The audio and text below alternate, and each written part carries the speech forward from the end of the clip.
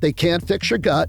They can't fix your brain. They can't fix your body if you don't fix your mouth. Anything dead in the human body decomposes, including teeth. I have heard that there is a huge link between root canals and breast cancer. Root canals are probably the most notorious procedure in dentistry. It's when they're extracted, they crumble into a million pieces. We're trying to mask a scent that shouldn't be there in the first place. Sounds like there's a lot of things going on that we're not seeing. I heard fluoride leads to lower IQ in children. Is that true? It's time that we get real and look at the current science that's out there and stop this unnecessary poisoning.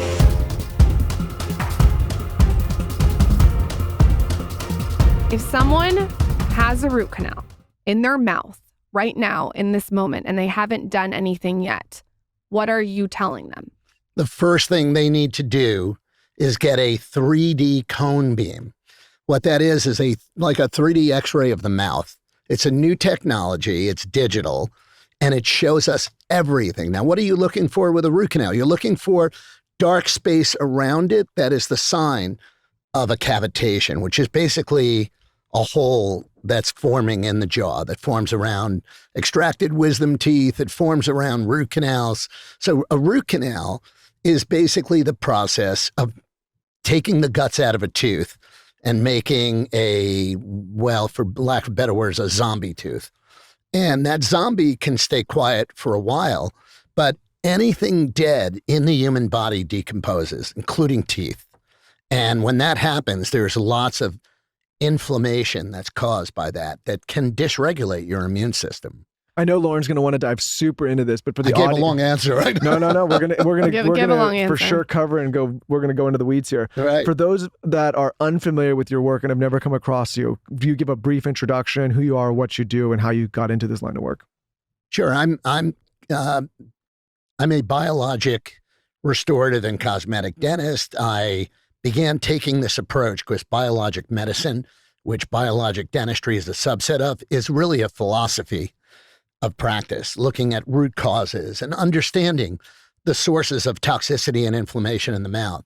And I started that practice in the mid-'80s, and that's why they've called me the father of modern biologic dentistry. I also invented Revinking, and I wrote this book, The Mouth-Body Connection. I don't think people realize, because I didn't realize, how connected root canals are to other diseases in the body. Can you walk us through what you've seen, because you've seen it all, from a behind the sines perspective? Yeah, 41 years I'm doing this. So I was like Doogie Howser, came out when I was 12. Everybody's like, you don't look like you're 66. 10, yeah. Now you do look good. You do look good. So I like to say that, root canals are probably the most notorious procedure in dentistry. It's under a lot of fire right now. And you know what? When I came out of dental school, I thought root canal was a great thing. We're saving a tooth. Like, dentists are in the business of saving teeth. So to tell someone you have an option to a root canal, like a ceramic implant, which is not inflammatory. By the way, metal implants, titanium implants, a lot of research that's emerged showing that metal dental implants are inflammatory to the body as well. But root canals are notorious because we used to think, oh yeah, we embalm the tooth.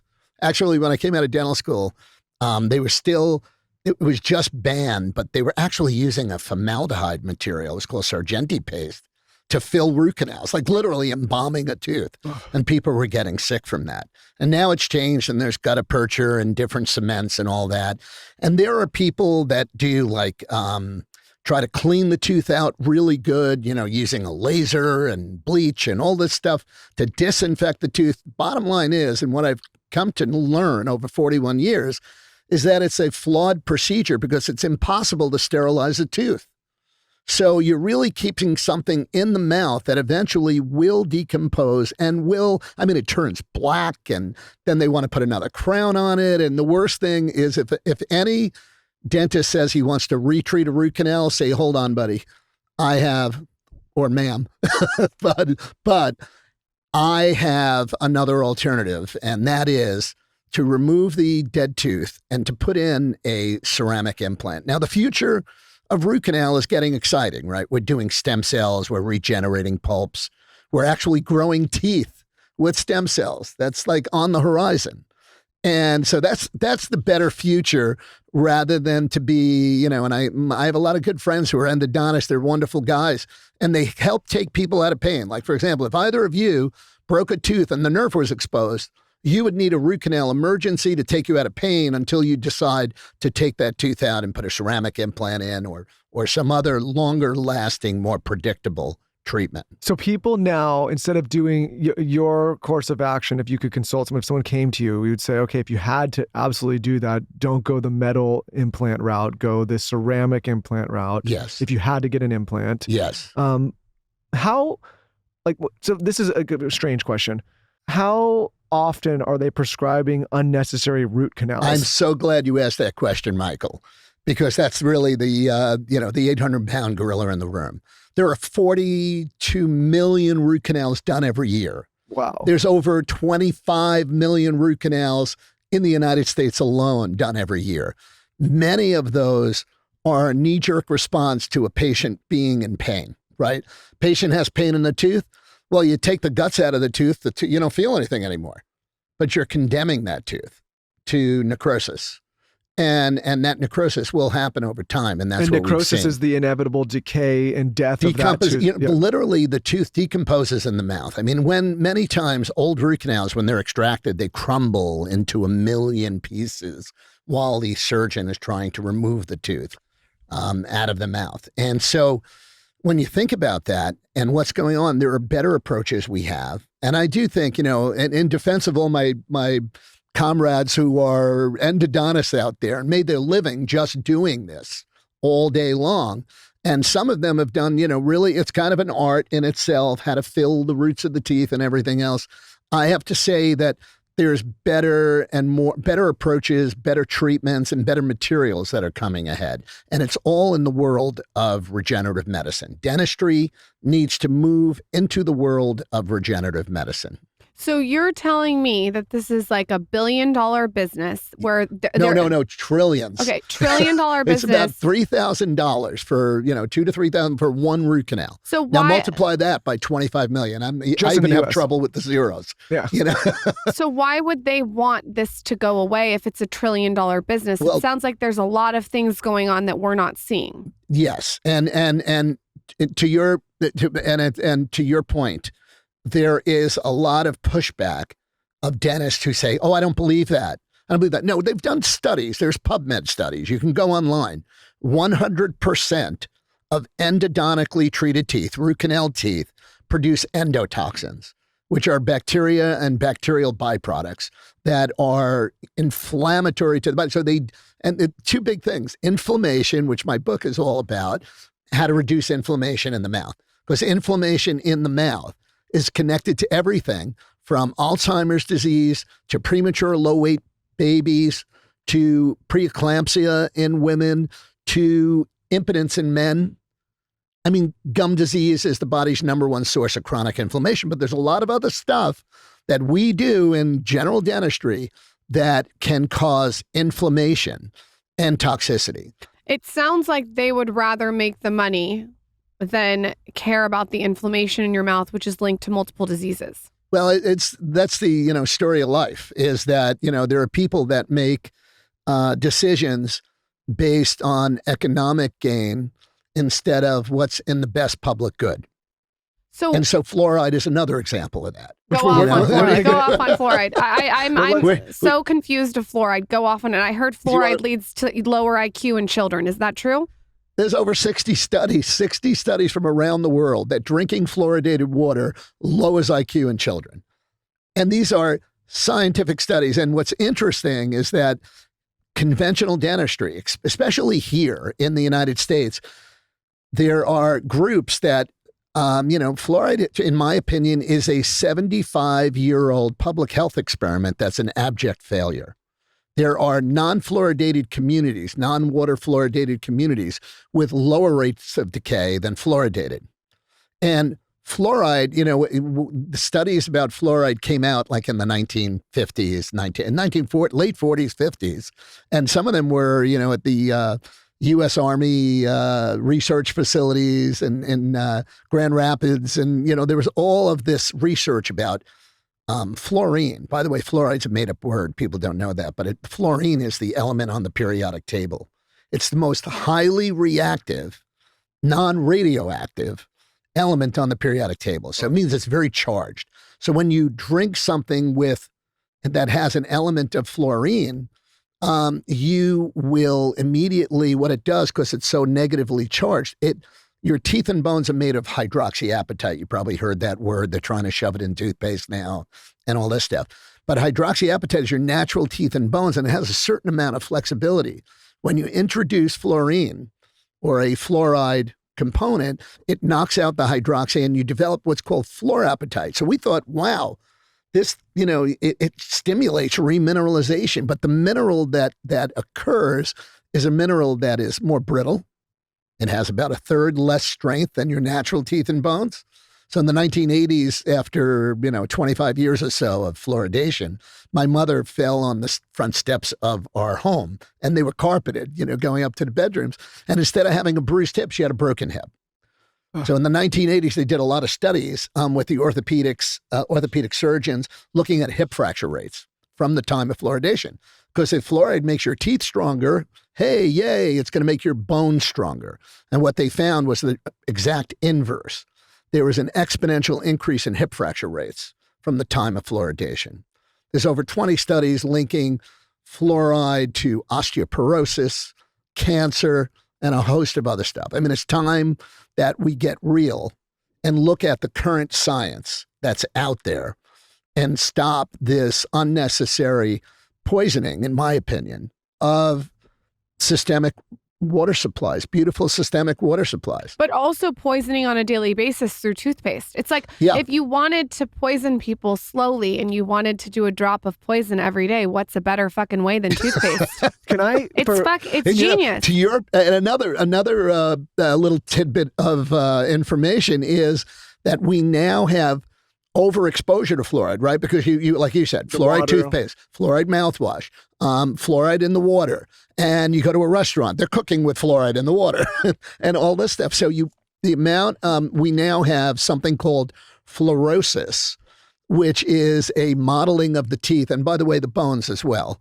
You just can't see the bones. You just see the teeth. It's this modeling and hypocalcification, making those teeth even more prone to decay. The very thing they were given, what is listed in chemistry textbooks as a toxic halide chemical. So now toothpaste that has fluoride has to have a poison warning on it since 1998. Can I quickly, though, Lauren and I sometimes will get flack for bringing on people that talk about these subjects, and they say, why don't you bring on a dentist? Why don't you bring on some credentials? Can you brag about your credentials for a second here for the people? I know you're a humble guy, but can you list some of the... Guys, this is the best of the best. Because I want people to understand, like, I hear that feedback. These topics, I think, are very relevant to your point. More and more people are discussing this openly, and this is, I was telling you outside before we started, I see these topics starting to pop up on more shows. Yes. But can you just... God forbid I question something that's in my mouth every day. Right, I want you to do a humble brag for a second for people who are like, who's this guy? Well, I've been in academia from when I came out of school. I've been a researcher and author, and I built clinics, and I built really some amazing centers for promoting this biologic dentistry approach. But I'm a clinical associate professor at NYU. I'm not a kook and a crazy. I've been very committed. I actually made a gift to name a clinical research wing at NYU for my commitment to translational research in the oral microbiome. And I've lectured internationally. I'm a fellow of the International College of Dentists. I'm a fellow of the International Academy of Dental Facial Aesthetics.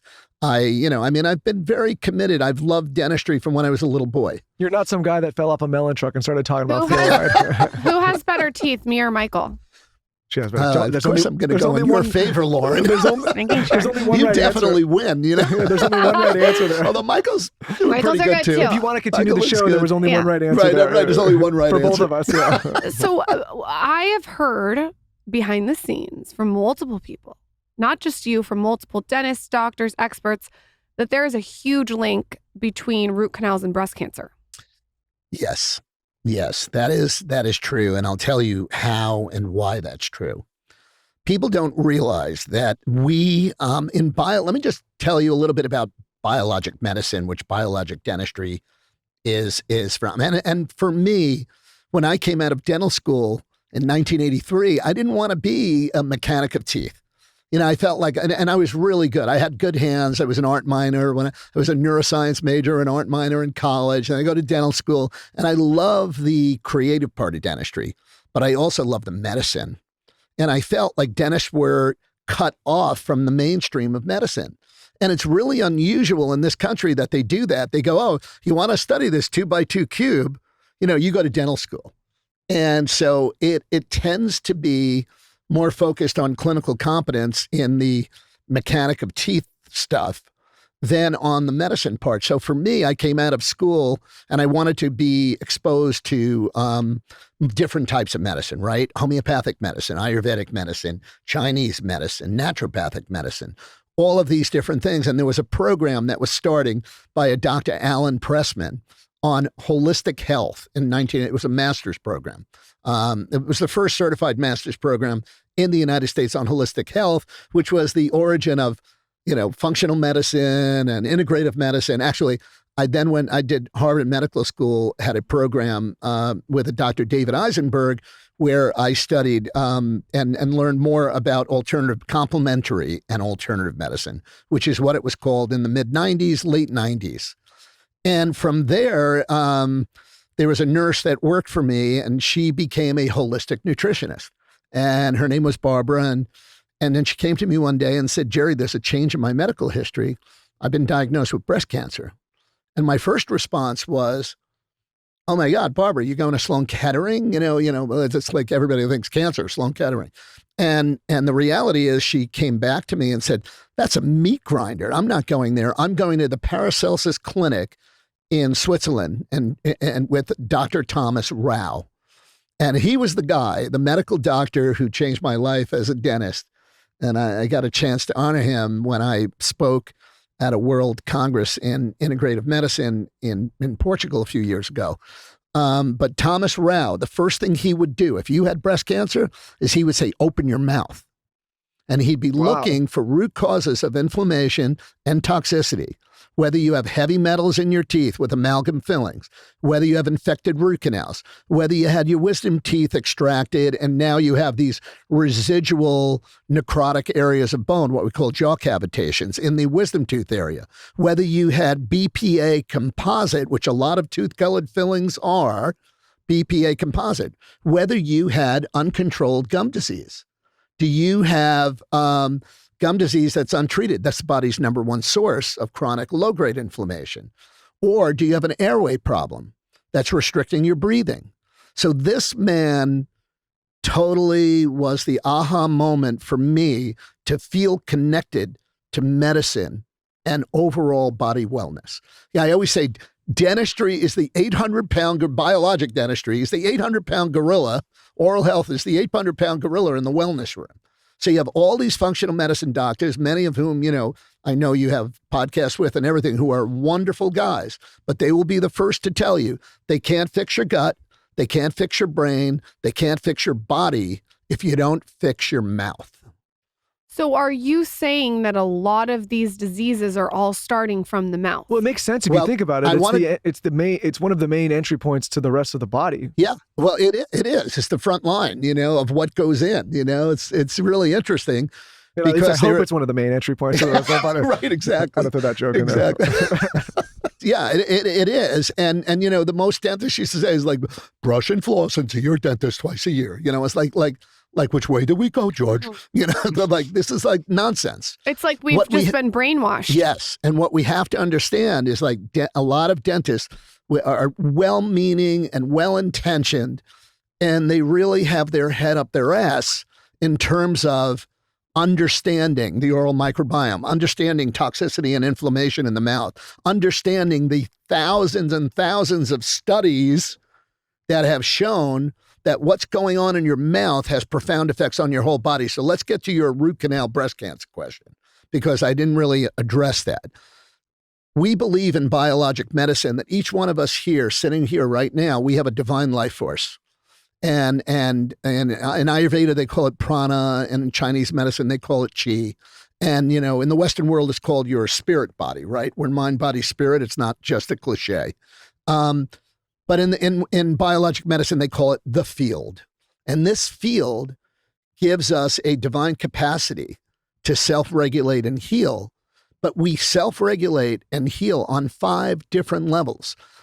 Microbial level is that, you want to say the lowest level is microbial level. We know about that. We can talk about the oral microbiome and how the balance of that in the mouth is essential for the body's ability to regulate and heal. Then you have biochemical pathways, and you see all of this disruption of these biochemical pathways, dysregulation, right? How many women have hypothyroidism? How many have Hashimoto's? How many are on thyroid meds because their thyroid is totally taxed, which is very sensitive to heavy metals in teeth, by the way. Mercury and aluminum and all these different metals really are destructive to the thyroid. So we have microbial, biochemical. The third one, which is fascinating, is energetic. And in Chinese medicine, they knew this all along, like these meridians, right? And we're energy beings, and that energy flows in the fascia right below the surface of your skin. That's why acupuncture needles are, they go very shallow because it goes right under the skin to the fascia. So if you have a cut in your arm and you have a scar, that is blocking meridian flow because it's blocking the fascia. Fascia has been severed. Well, your teeth, and this is the interesting part, your teeth are like the energetic circuit breakers for your immune system, for your energetic immune system, for your body's ability to regulate.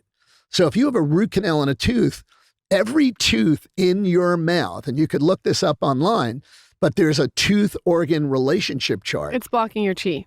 Yeah. So what happens is you block energy, you flip the breaker off, right? And I always tell people, it's like the movie Star Trek, like you have the Enterprise going around, flying around, then the Klingons come to fire a missile.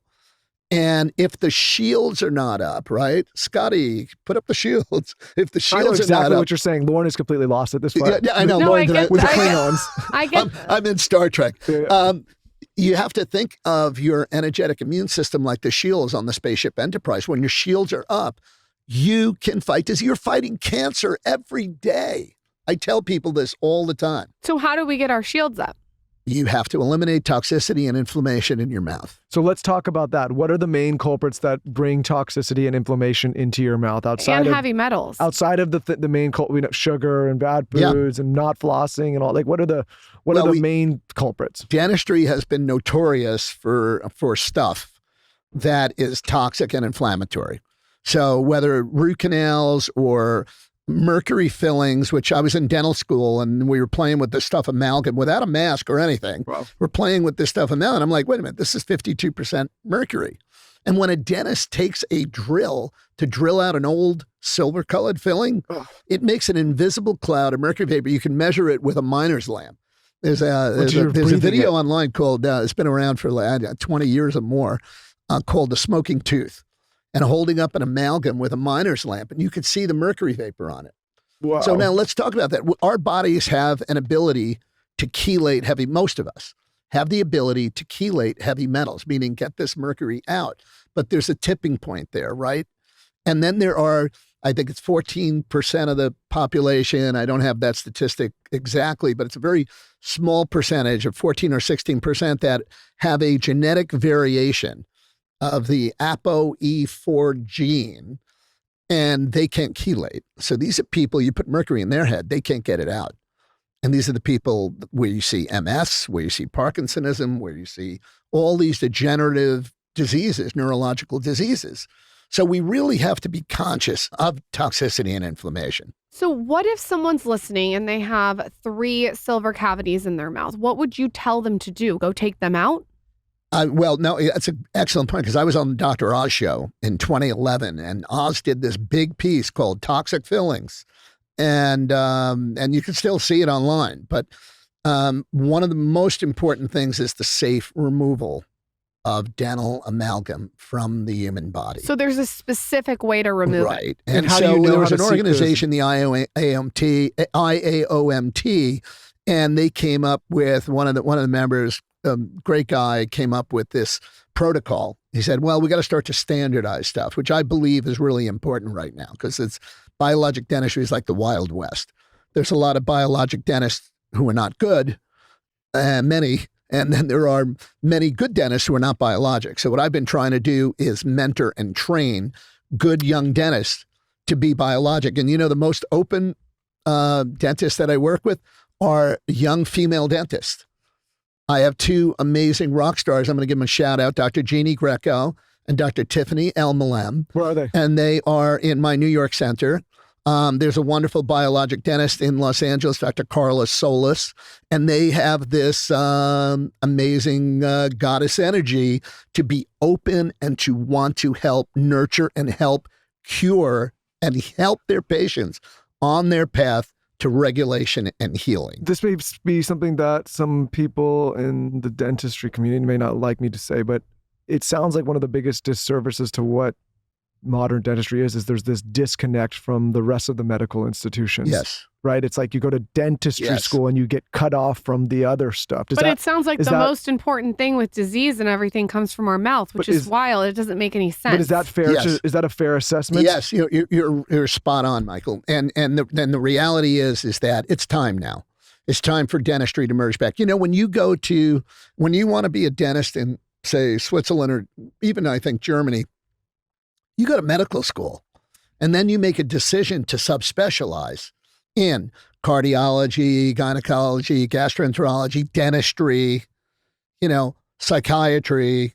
I mean, these are subdivisions of this global medical. So you get a base understanding of the overall health and body system before, and then you get aside your specialty. Where here, it sounds like you get segregated and you go off to just dentistry school. Yeah, like for example, at New York University, we actually, the first 2 years of dental school are almost the same as medical school. We take a lot of the same basic sciences and all these other things. And I always laugh because they had like faculty in both schools teaching the same thing to medical students versus dental students, but dental students were separated from medical students. Some schools have brought that together, but again, we need to have an understanding, a more holistic understanding of the mouth and that's why I wrote this book, by the way, because I wanted the layperson to understand that the mouth is a mirror for disease in the body. It's also a very, very big gateway for disease in the body. But if someone has a filling and they're listening right now and you say there's like this protocol, are you saying that they really shouldn't get it removed unless they go to this special dentist? If you have a silver-colored filling, I would definitely stop and say, because the greatest amount of mercury exposure is when they're first put in and when they're failing and they need to come out, right?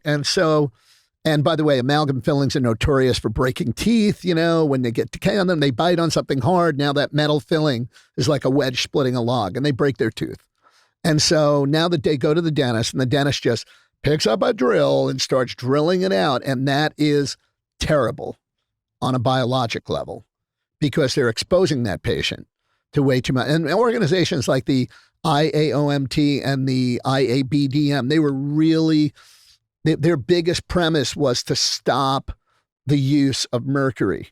And I mean, I think it was like 1998 or something, the greatest amount of mercury pollution came from dental offices.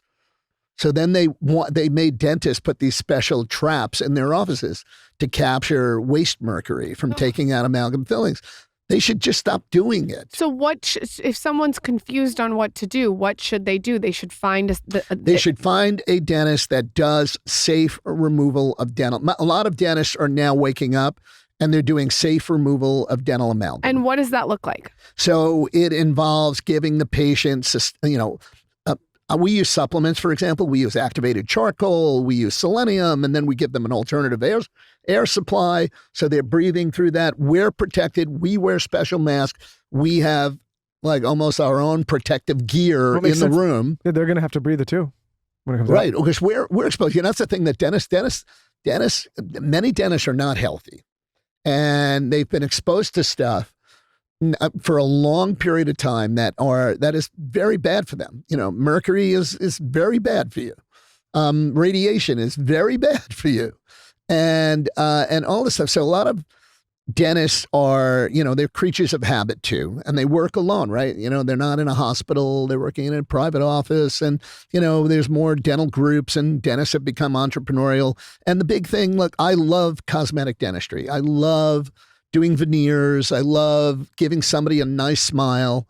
I've been doing it a very long time. It's a very creative gift, and it is also such an amazing transformational experience for the patient to smile with confidence and have their self-image and their self-esteem restored.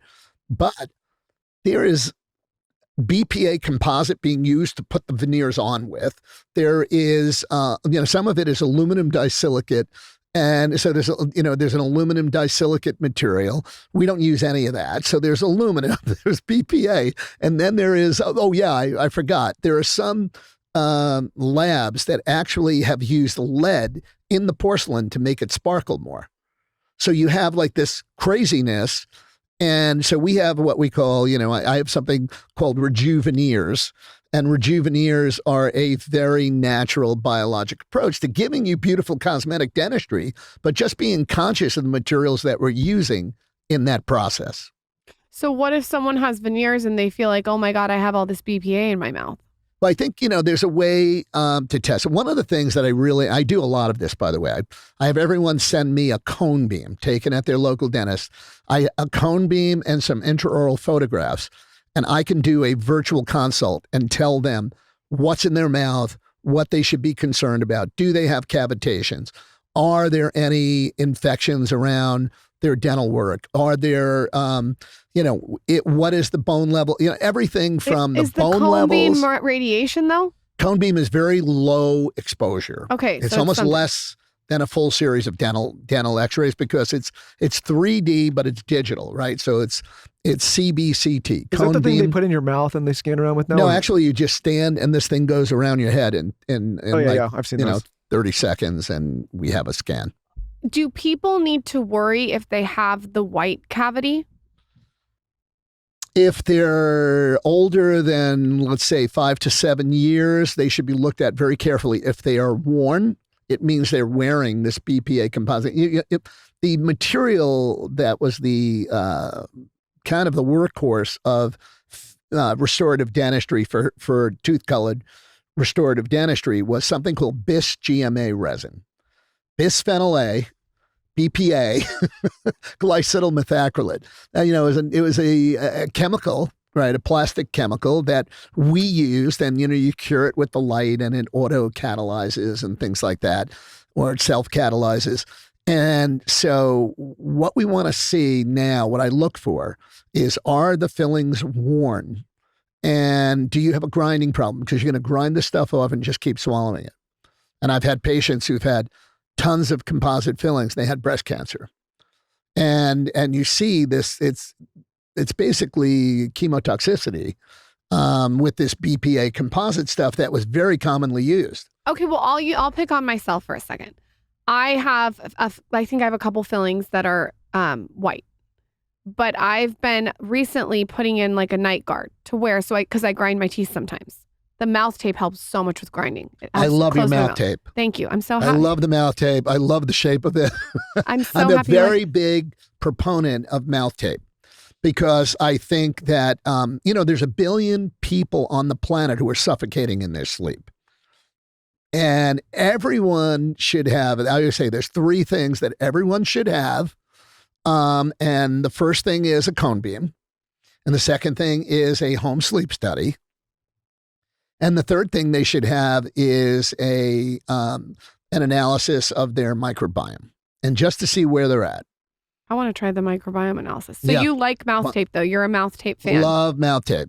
I could put it on right now. Guys, you heard it here. Don't put it on right now. I need you for a few minutes more. But no, this is like, my wife's going to love this. When I moved to Austin, we started switching over everything in our house to non-toxic supplies. So one of the things that we switched first was our kitchenware, our pots, our pans, our spatulas, even our Tupperware. And the brand that I chose, you know it, I love it, is Caraway. Caraway is absolutely amazing because all their products are made without any toxic materials. So there's no PFAS or PTFE or PFAO or any of those other hard to pronounce chemicals. Everything is made with intention. It's very easy to cook too. So like when I make eggs in the morning for my kids, it has like a ceramic, naturally sleek surface. And so you don't need a lot of butter or oil. The eggs like slide right off the pan, which is actually like such a time saver. I have the beige collection. It's kind of like an off-white, maybe like a cream. And I have all my pots and pans in it. I have their wooden spatulas, which I love. And then I have the Tupperware, like I said, which I store my bowl of meat in every day. You've maybe seen it on Instagram stories. I am such a fan of this brand, and it's no surprise because 65,000 people have rated Caraway 5-star. Visit carawayhome.com/himandher to see all your favorite products and the cookware we use to make cooking easy for even the most amateur home chefs. Plus, take an additional 10% off your next purchase. This deal is exclusive for our listeners, so visit carawayhome.com/himandher or use code himandher at checkout. Caraway, non-toxic cookware made modern. If there's anything Lauren and I have learned doing this show over the years, is that it's actually very easy to make changes to simplify or better your life. Many people struggle to make these changes because they go and they try to make a drastic change all at once and typically end up failing because it's so hard to create a new habit that way. Lauren and I are huge fans of swapping out things that are not serving us for things that do, which is why I love talking about better alternatives like Evolution Fresh. If you're somebody that loves soda but is looking to make a swap for something that you feel better about without sacrificing taste, Evolution Fresh Real Fruit Soda is a new, better-for-you soda that is delicious, refreshing, and bursting with benefits in every bubbly sip. Real Fruit Soda is organic, made with real squeezed fruit, never from concentrate, and has no added sugar. Evolution Fresh contains pre- and probiotics to support digestive and immune health and is only 45 calories or less. We love it. It comes in 5 delicious flavors: tropical mango, strawberry vanilla, orange squeeze, lemon lime, and berry burst. I love the tropical mango personally, and it can be found chilling in the refrigerator near the product section at many national retailers, including Kroger's, Ralph's, Albertsons, Safeway, Pavilions, Publix, all over the place. This is a great alternative and swap, like I said earlier, that you can make immediately to still get that bubbly taste, but with a much better alternatives and much cleaner ingredients. Change is actually very simple, but it's all about making swaps that are easy to implement into your life so that new habits stick. So give them a try. You can't go wrong with any of the 5 flavors. But like I said, I love the tropical mango. Visit www.sodajustgotreal.com to learn more about Evolution Fresh Real Fruit Soda and find a store near you. Again, that's sodajustgotreal.com. I am a fan of tricking my kids. I trick them all the time. I try to trick them when it comes to what they're eating. I try to make it seem like it's some sugary sweet treat when it's not. And one of the things that I use, one of the things in my magic trick bag is Purely Elizabeth. There is this one that they are obsessed with. So am I. It's the oatmeal raisin cookie granola. Elizabeth, who owns the company, actually gave it to me and she's like, Lauren, you have to try this. You have to give this to your kids. So I brought it home and you guys, they are so into it. They think it's like a total treat. But when you turn over the package and look at the ingredients, it's truly amazing what's in it. So I went on the website and I got the full ingredient list: gluten-free oats, coconut sugar, coconut oil, gluten-free oat flour, raisins, maple syrup, almond butter. It even has chia seeds, cinnamon, vanilla extract, sea salt. It is truly the best treat. How I like to enjoy this is I do a bowl of it. So I'll put it in the bowl and then I'll do raw milk on top. So good. They also have chocolate chip cookie granola too. So you got to try that. Don't sleep on Purely Elizabeth's granola. She really knows what she's doing when she's making these concoctions. Another fun thing to do is the original ancient grain granola. You can do this over Greek yogurt with wild blueberries, a little raw honey. You are good to go. I am a huge fan of this brand.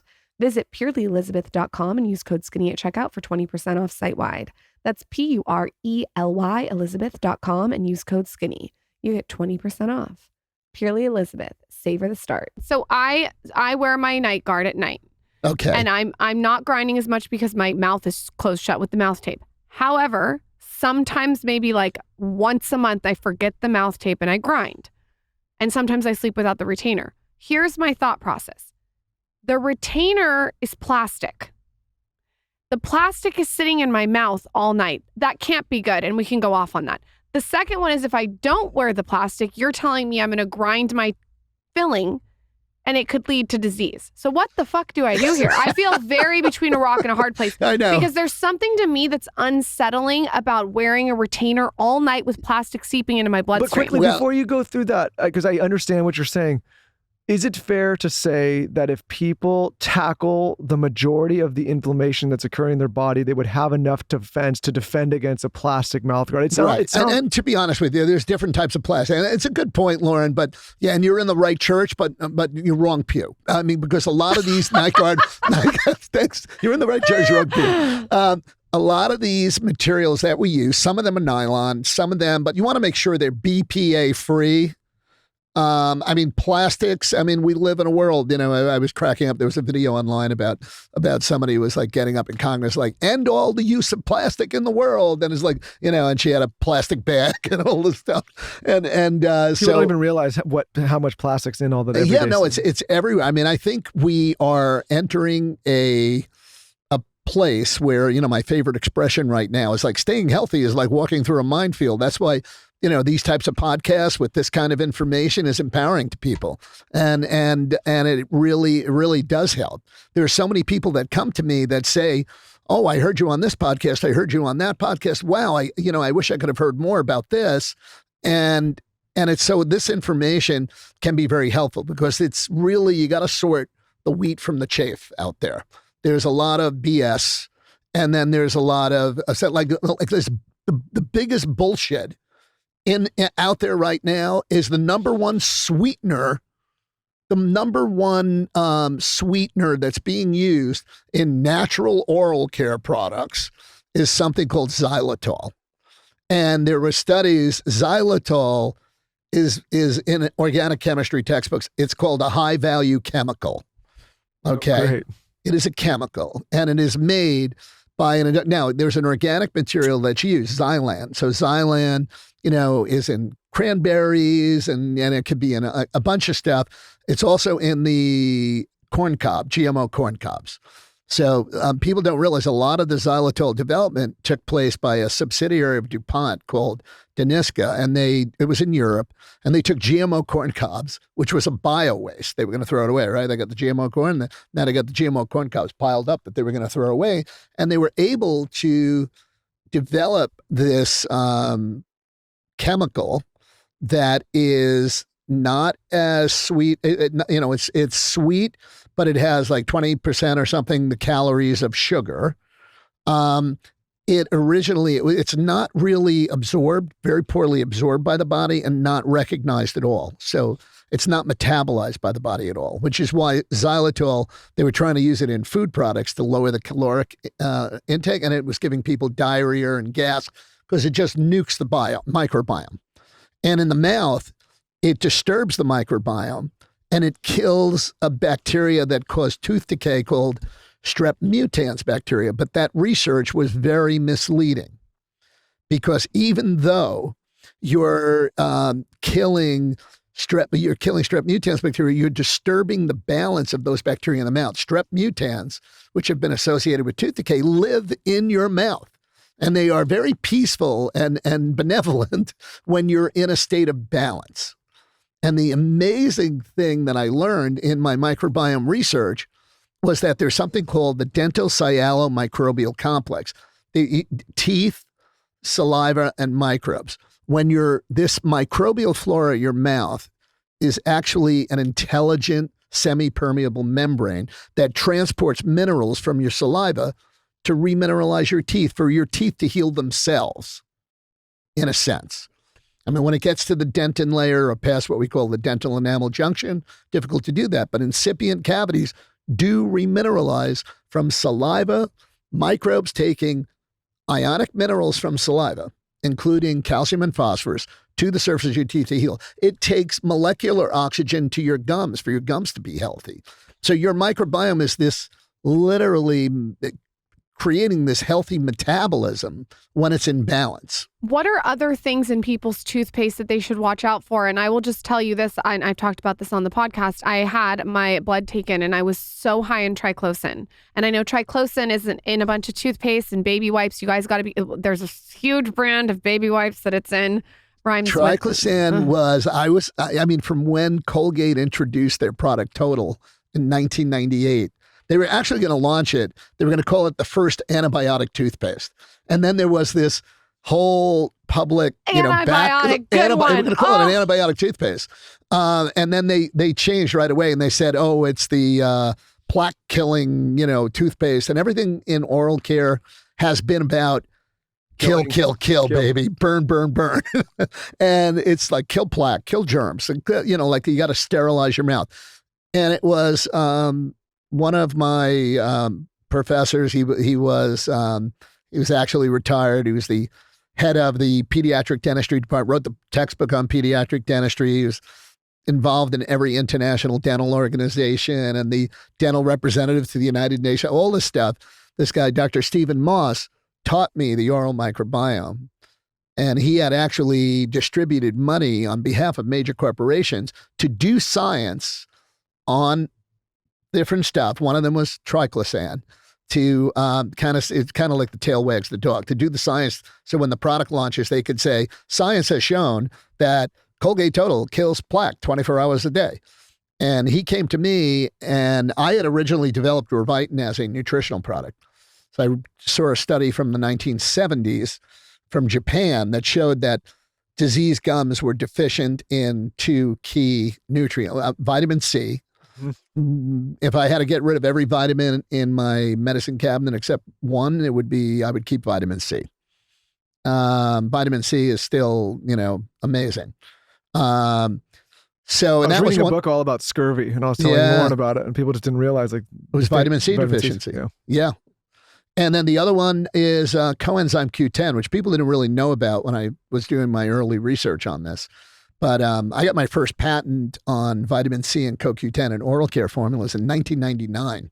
Wow. Got the second one in 2001, third one 2003, and now we have another, because a lot of them expired. Now we have all new ones. Why are people so deficient in vitamin C and CoQ10? Because the higher the metabolic need, the greater the need for those two key nutrients, antioxidants. So CoQ10 is actually helps in the manufacture of ATP in the Krebs. So it's like the way you make gasoline, it's the gasoline in the tank is, got to manufacture ATP. So, and where does it happen? In mitochondria. What's under attack these days the most? Your mitochondria. Mitochondrial repair is essential. And so that's the first line of defense. It gets taken out, your CoQ10 levels. So what in your are CoQ10, yeah. What are these things we should look for in our toothpaste, the ingredients? Okay, so let's talk about what's bad. Okay. And I know I gave you a long answer to that, but I there are things we've used in toothpaste a long time, which just are not sodium lauryl sulfate. It's what makes toothpaste foam up. It actually is an irritant. They use sodium lauryl sulfate to irritate your skin to test dermatological products. I don't mean to brag, but when Michael first started dating me, he was using Crest, and I was like, no way. By the way, we started dating when I was 20 years old, so we're talking like two decades. You used it for a long time, and I was like, you guys are married 20 years? No, but we've been together for almost 20 years. Not with that Crest, we don't. No. Good for you. Good. Okay, you were using irritants in your mouth. Wait, I need to go back to the ingredients to not look for. Go ahead. Yes. So what's bad in toothpaste? What's bad in toothpaste is sodium lauryl sulfate. What's bad in toothpaste, of course, is fluoride. It is so the Procter & Gamble, I think, launched a product called Crest Sparkle. It was fluorescent blue, bubblegum flavored. I remember that. And it had sparkles in it. It is like any kid who was like 5 or I don't know, it was like candy. I for sure had that. And fluoride fatalities in children went up like something like 280%. Was it blue? It was fluorescent blue. Yep. And that fluorescent blue, by the way, it used to be coal tar made toothpaste that color. Now it's just petroleum, and it is a carcinogen. But it had like glitter in it, right? It had like glitter. Yeah. I it had like glitter in it. And so like and literally, they put like a superhero on the kids were eating it, and there's enough fluoride in a full-size tube of toothpaste, commercial tube of toothpaste, to be fatal to 2 children under 5. Wow. So you don't have to even eat a lot. So it went through and then took the FDA, typically 10 years, and they came out with the FDA poison warning on toothpaste with fluoride. It says if more than a pea-sized amount, keep out of reach of children. I love that one. Let your kids brush with it, but keep out of reach of children. If more than a pea-sized amount is swallowed, call poison control right away. So kids were ingesting this toothpaste if they got their hands on it. Yeah, and it still is a problem. Kids eating toothpaste, and so the first thing I wanted to do, and it was around the time that I participated in those symposiums in complementary and alternative medicine. I remember saying, I've got to do two things before I leave the planet. The one thing I got to do is change what people brush their teeth with. And so that's what was behind the development of Revitin. It's like you can literally take a pea-sized amount, and my grandson's been eating this from 6 years old, and it actually improves your gut microbiome too. It's funny because this toothpaste was recommended to me about 5 years ago by Dr. Daryl, and I actually have my kids brushing with this toothpaste, and I didn't put two and two together that you're the actual inventor of it. Yes. It's an incredible toothpaste. I mean, just on the back here, it says fluoride-free, gluten-free, dye-free, GMO-free, sugar and xylitol-free, peanut-free. So you really thought of everything. Gluten-free too. Yeah. I'm going to send you a video of Michael brushing his teeth with his toothpaste because I know him so well. He's angling how to steal it. This is so empowering because women, when they're pregnant, get something called pregnancy gingivitis. Oof. They can actually brush with this and use it on their gums, rub it on their gums at night and leave it on like a gum mask and go to sleep with it. And it reduces inflammation by 86% in 2 weeks. We've done double-blind clinical studies. We've done genomic studies. We just did a randomized double-blind clinical study, genomic study showing how we make the microbiome, which when it's unhealthy is a thick, sticky film like you have on your teeth in the morning. That's why when you brush with this for a few days, you wake up in the morning, your teeth feel clean. You feel like you don't have to brush. And I see here you have also vitamin C, D3, E, K2, all the things. And prebiotics. And made in the USA. Yes. Are you into tongue scraping? Do you like tongue scraping? Well, that's another interesting thing. Like tongue scraping, oil pulling, all these things that are out there. There's this crazy product on Instagram, like it's olive oil ozone pulling product. And it went viral. And they're putting huge amounts of money in it. And I'm like, no, ozone is a wonderful, wonderful compound. I use it in dentistry all the time to make teeth less sensitive, to disinfect the gut. But if you use ozone on your microbiome, you are nuking it. So ozone converts to peroxide in the mouth. And if you use it every day, you're just nuking everything. So you're killing the good bacteria. It's like an antibiotic. You are killing all the bacteria. So bacteria, and that's another real big misnomer. It's like, first we had all bacteria bad, the germ theory, right? All bacteria bad, kill them, raid, kill everything. Then we had the good guy, bad guy theory, what I call the probiotic theory. And thanks to the yogurt companies like Dannon and all those, they did all the probiotics are good for you. So probiotics are bacteria that are happy. Bacteria are like people, by the way. When you treat them well, they behave well. When you treat them bad, they become bad. And we call those pathogens. So the same bacteria that have been benign and beneficial can flip a switch and become badass in your mouth. So you do like tongue scraping or you don't? Tongue scraping is necessary if your microbiome is way out of balance. If you use Revitin, you will not have to tongue scrape. Huh. And this is just for the layman out there. What would a tongue look like that needs a good tongue scraping versus one that does not? Cauliflower. Everybody should look at their tongue, by the way. The Chinese do it in Chinese medicine. They do it. You guys look good, clean, good. Now, what I want you to do, because I suspect something, open your mouth as big as you can. Without closing, take the tip of your tongue, touch the middle of your palate. You have a little tongue tie. I told you this. What about me?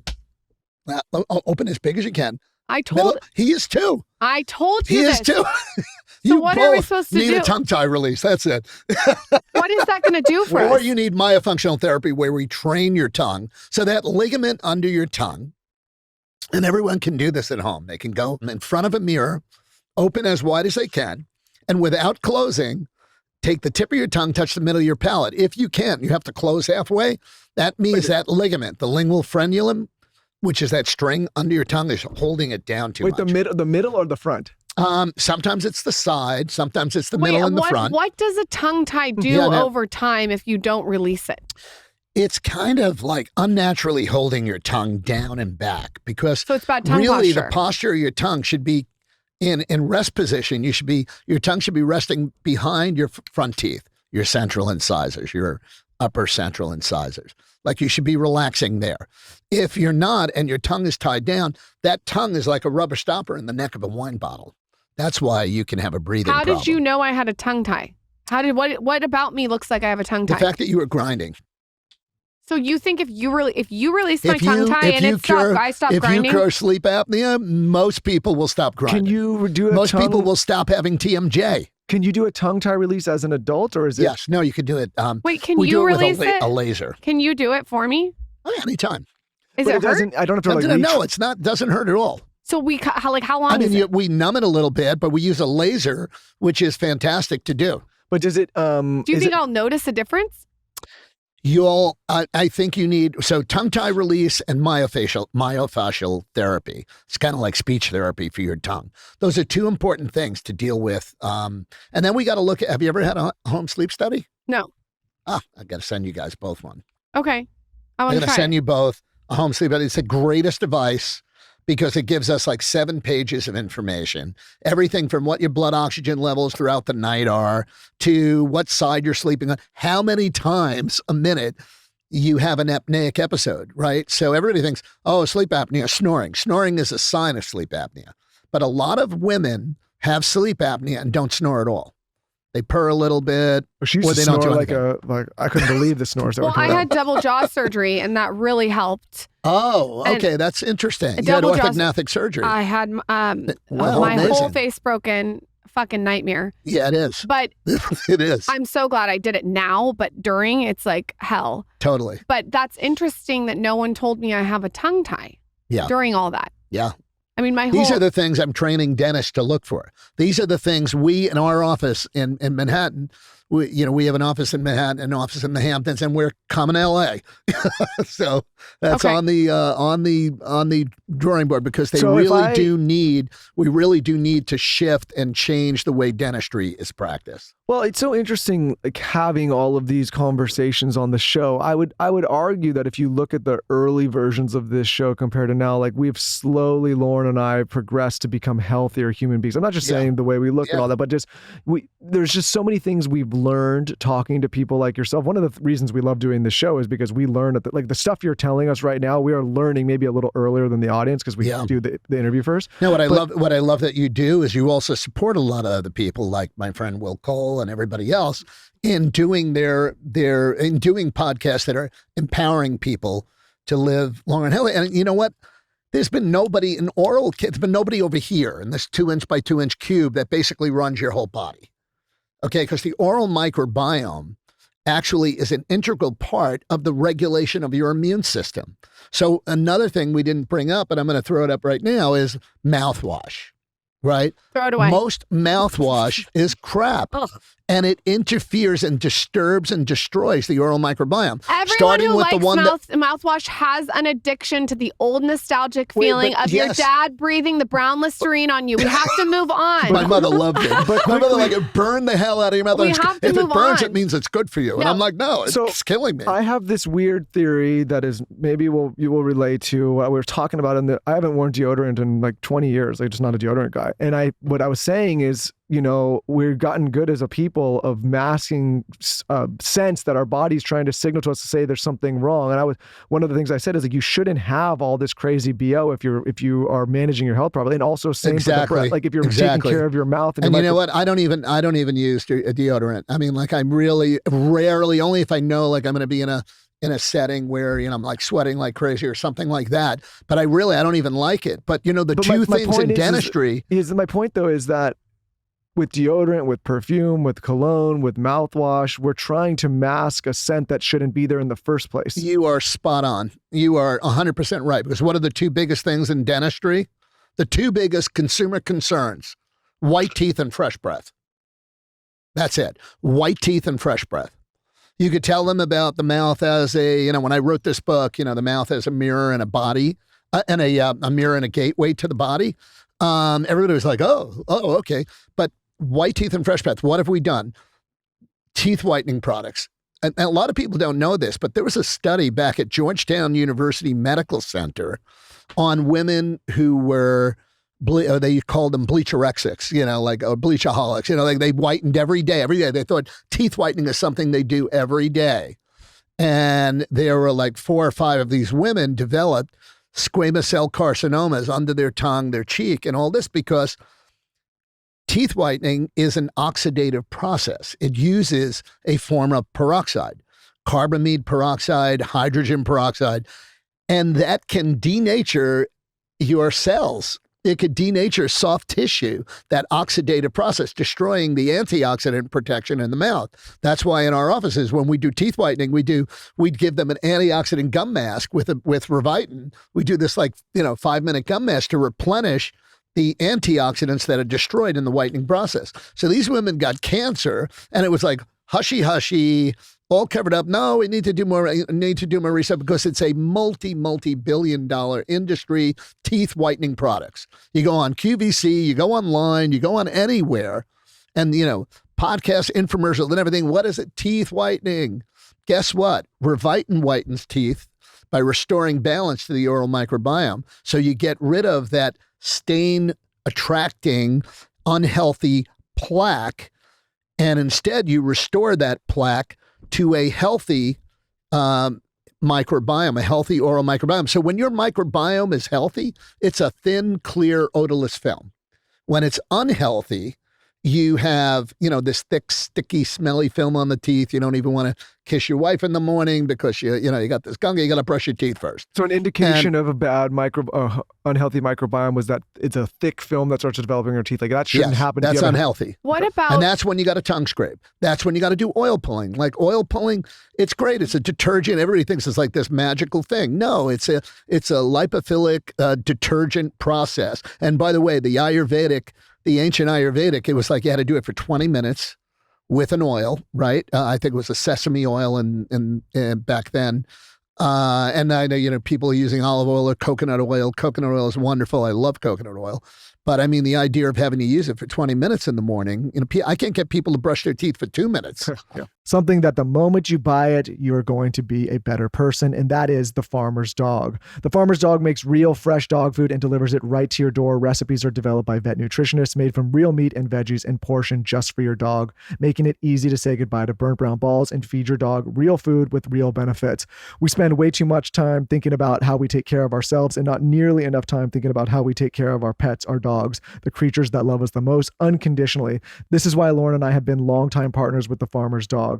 It's smart, healthy pet food you can feel good about feeding your pup. It's the best option for dogs of all life stages because it's not kibble, it's not canned goo, it's real healthy food.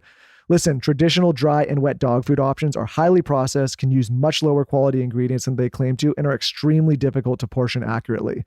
The Farmer's Dog isn't just fresh, high-quality food. They also send the food pre-portioned specifically for your dog based on their unique needs. This makes it easy to help your dog maintain their ideal weight, which is one of the biggest predictors of a full, healthy life. Dogs at a healthy weight can live up to 2.5 years longer than overweight dogs. Who does not want their dog to live longer with such a simple change? It doesn't matter if your dog is young or old. It's always the right time to begin investing in their health.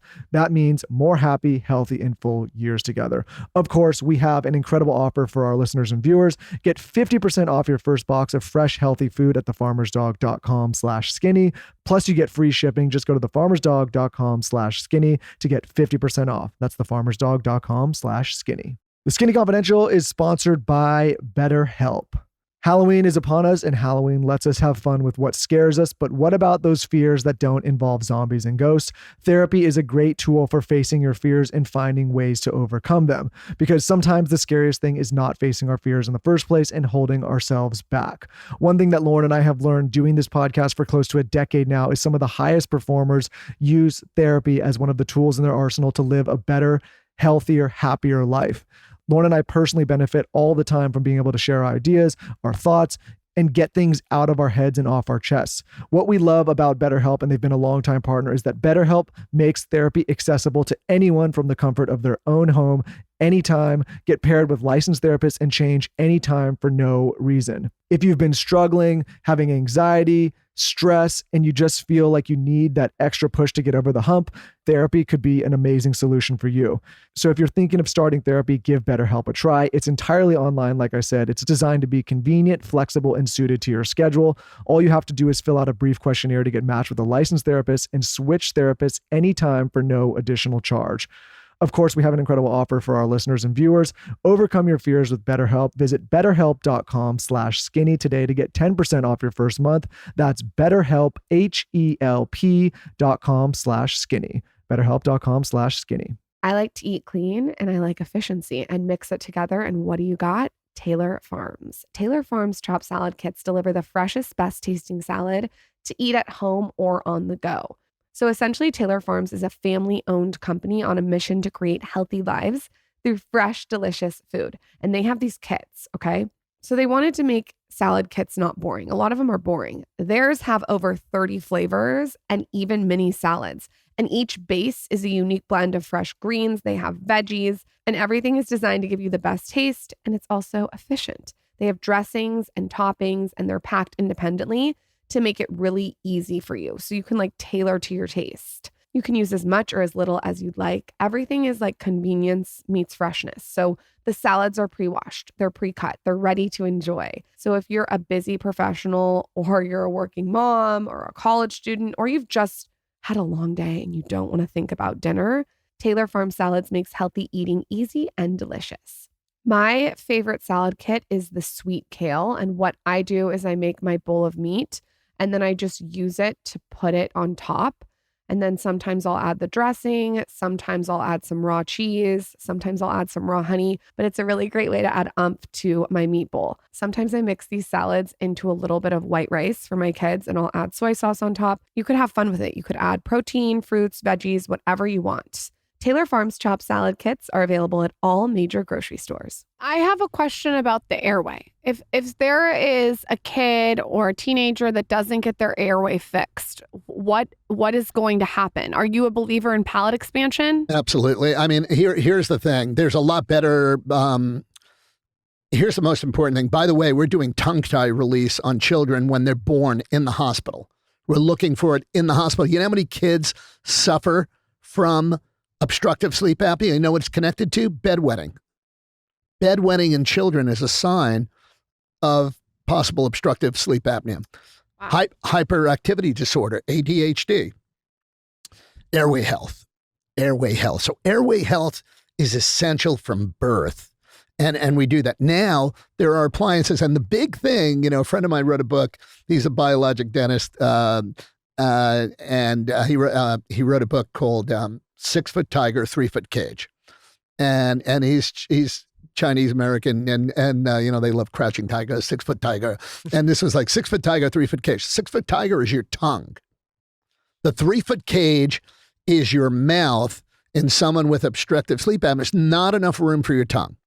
So now you're choking, literally, you're choking on your tongue. Now, how do you get a 6 Foot Tiger in a 3 Foot Cage? Some people genetically are born with a narrower face like mine and a high vaulted palate, like you and you, by the way, all of us here. And so, or we may have not been breastfed, we're bottle fed. And so we don't get proper palatal development, this spreading and flattening of the palate. And so these people end up, or now they have crowded mouths, they have an overbite, and now they're pulling teeth. The orthodontist is pulling teeth, quote unquote, making room for your smile. So now they have a pretty smile with a 3 Foot cage instead of a 6 Foot cage. So extraction therapy in orthodontics, big no-no. They did it in the past because it was a real easy way to give them a nice smile. Oh, Susie has a crowded mouth. No wisdom teeth pulling. Too many, in my opinion, a lot of removal of third molars, wisdom teeth are done unnecessarily. A lot of root canals are done unnecessarily. So you like palate expansion? I love using things like MyoBrace in children that helps with the orthopedic development of that. Palatal expansion is a little, you really need to guide the development of the jaw, not just, kind of move the teeth around. That's why people they're removable aligner therapy like Invisalign, Candid, and these types of systems. They have a place, but it's not a one-size-fits-all type of solution. So what if you have a young kid, what would you do? I'd evaluate them, and the earlier, and I want to encourage everyone listening, the earlier you bring your child for development, it's really about helping guide the development of the upper jaw, the maxilla, and the lower jaw, the mandible, so that the teeth have room to come in. The airway there's plenty of room for your tongue. You can really make a big difference in that child's entire lifespan by focusing on the airway at an early age, like 7 years old and on.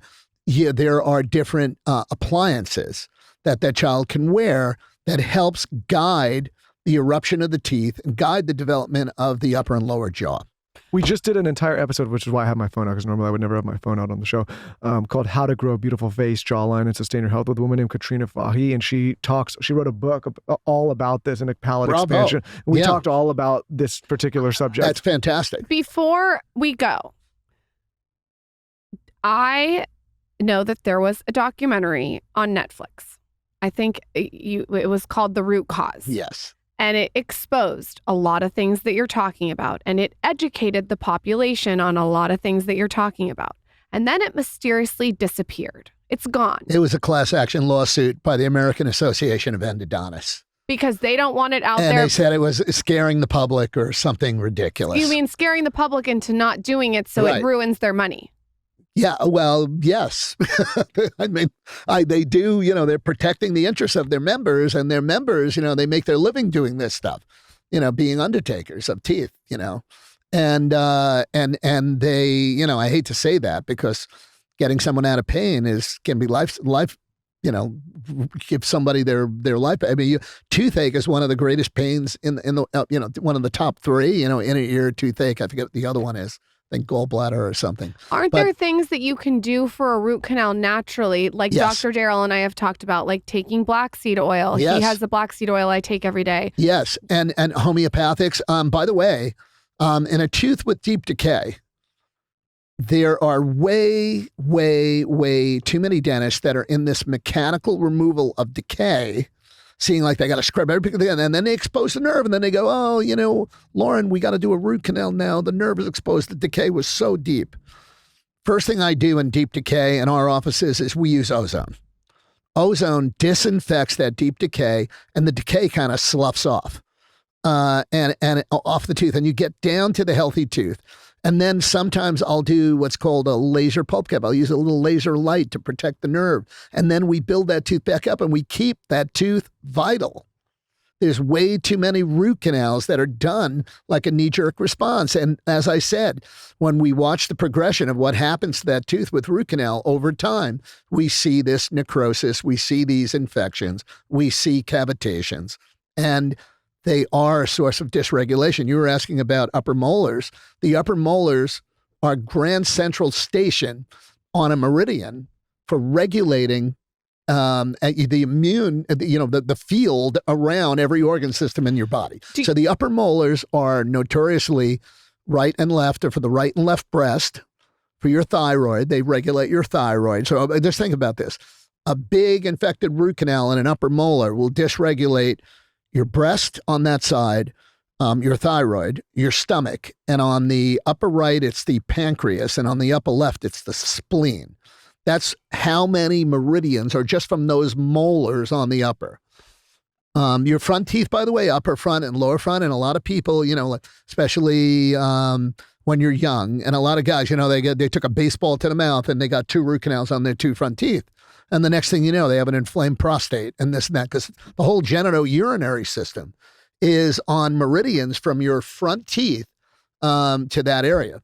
So luckily, I knocked my 2 front teeth, not out completely, but half when I was a kid. That was a sports injury. Yeah, I wish it was a cooler story. I dropped in off a big ramp on rollerblades. There you go. I really wish it was like I got in some kind of street fight or something. Right. You never want to be a man saying you got a rollerblading accident. Do you like gargling with silver?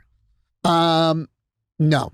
Okay. Why? No. And the thing is, gargling with silver is great if you have anything, or if when I'm traveling, let me put it this way: I'm a big fan of a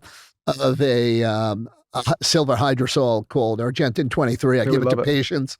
They use it under their tongue. They use it if I've done a surgical procedure. I give it to them. I use as many naturopathic remedies as possible. Huh? We use it when we fly. Yeah, I use it when I fly. Yep. I have it with me. I have the aerosol one. I squirt it in my nose. I squirt a little in my mouth, my ears. I even do my ears with it. And it is really, so that's great. Doing it every day as a daily practice is not great because it is antimicrobial. Remember, I have a mantra for the oral microbiome, and that is make peace with your microbes. They keep you alive. You know, we're made of microbes. Our human cells may have been microbial in origin. The mitochondria of our cells are the exact same size as a bacterium. They divide the same. They even hold the genetic information. Taylor's really excited about this information because when's the last time you brushed your teeth, Taylor? Don't lie. Oh, okay. Did you use Crest? Taylor's for sure going to drop one. I have a big announcement. Okay. I have a very big announcement. Do your announcement. Tell us where we can get your toothpaste. Everyone's going to want this toothpaste. I'm definitely taking these home with me. Your book is called The Mouth Body Connection. You guys go check it out on Amazon. I am a huge fan of you personally. Like, I attacked you to come on the podcast. Give your announcement. Tell us where to buy the toothpaste and give us the code. It's skinny 15. But I have a really big announcement. There are many, many, many devoted, loyal aficionados of Reviting, which has essentially there's a launch coming, but we are coming out with a mint flavor this fall, finally. Amazing. Because mint can be very antimicrobial, like peppermint, which a lot of oral care products have, and everybody's conditioned, like he's talking about mouthwash. You know, you use mouthwash that's antimicrobial like Listerine. It inhibits your body's ability to make nitric oxide because your oral microbiome makes nitric oxide for your cardiovascular health, your immune system health. So you're launching mint, but we're launching a gentle mint, which is delicious. And I really like the Citrus Clean, though. I will tell you guys, this toothpaste is absolutely amazing. And which website do they go to use the code? They go to reviting.com. Okay. And they put in skinny 15 and everyone gets Reviting on sale. And where can everyone find you on Instagram if they have questions? I'm at Dr. Gerry Curatola. I never spelled Jerry with your father and I have the same name. And it's Gerry with a G. So it's DrGerryCuratola. And you can go to Rejuvenation Health, one word, Rejuvenation Health. We'll link everything in the show notes too. So for people that are looking. And you guys, if you want to go see him, you're in New York City, right? Yeah. Okay.